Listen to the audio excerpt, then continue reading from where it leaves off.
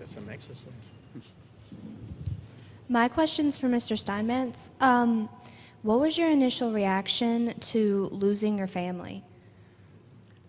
It must have been really hard. Well, I don't even know how to describe it to you. Horror, terrible, terrible, terrible feeling. Pain. Well, how would you react if something like that would happen, that you would lose your family? You would be very hurt, very badly hurt, and it was just terrible. And after a while, first you don't want to believe it. That's number one. No, it didn't happen. Eventually, we're gonna find them, but after a while, you realize, no, that's not going to happen. That's just a terrible feeling. I don't know. I can't even describe it. More questions?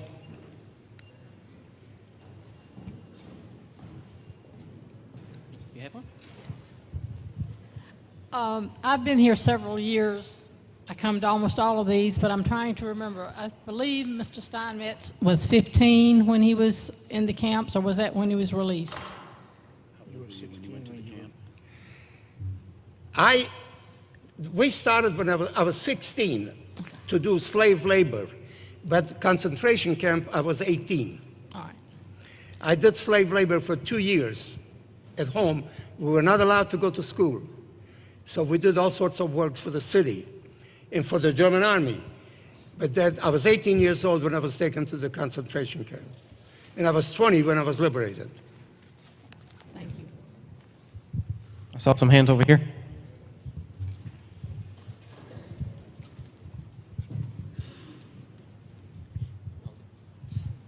Did you ever want to give up during the Holocaust? Do I have? I couldn't hear you. Did you ever want to give up?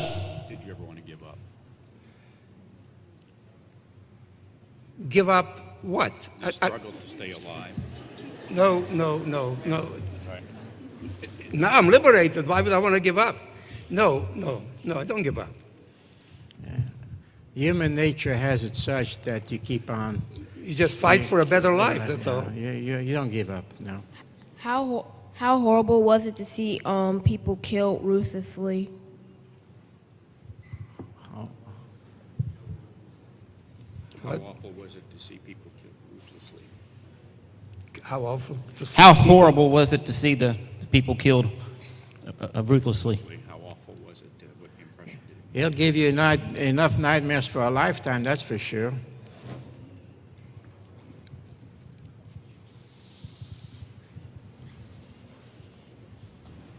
Stupid questions.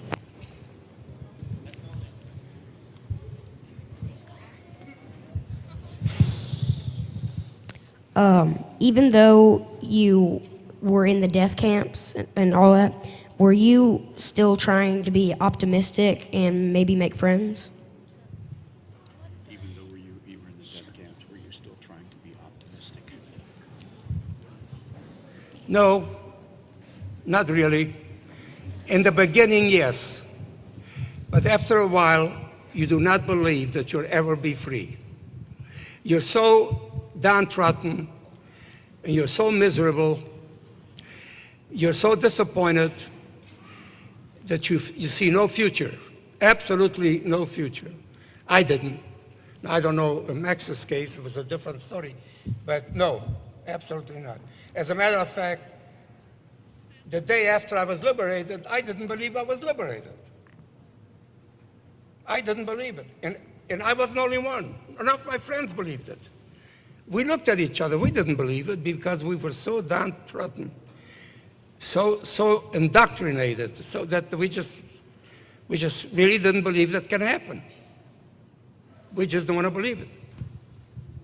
Even today, I ask why. Why did those things happen? Max, do you have anything? Any more questions? No, wait 1 second, Matt. Yeah.